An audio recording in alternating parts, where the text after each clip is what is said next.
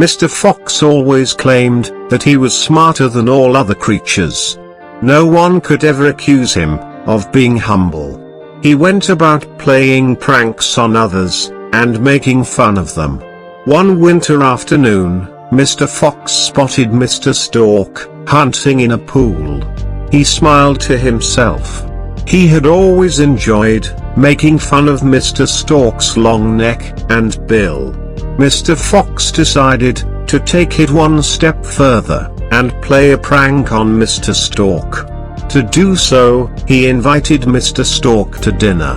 Mr. Stork was surprised at Mr. Fox's unusually pleasant behavior.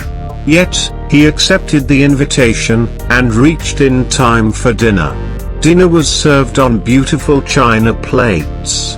Mr. Fox smirked at the expression on his guest's face, and slurped and gulped down the fish soup. Mr. Stork could only dip the tip of his beak in the soup. Yet, he did not complain. He thanked his host and left. A few days later, Mr. Stork invited Mr. Fox for dinner. Mr. Fox duly arrived, and was served a broth that smelled heavenly. But poor Mr. Fox could not eat any, because the broth had been served in a tall beaker. Mr. Stork had an amused twinkle in his eyes, as he noticed his guest's discomfort. Mr. Fox could not contain himself, and spluttered.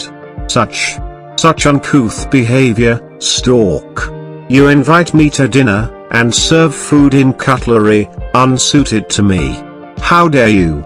Mr. Stork replied. Why, Fox?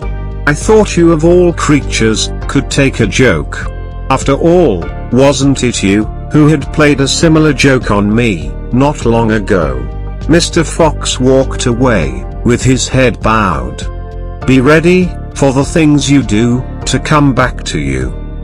Keep watching for more interesting stories and quotes.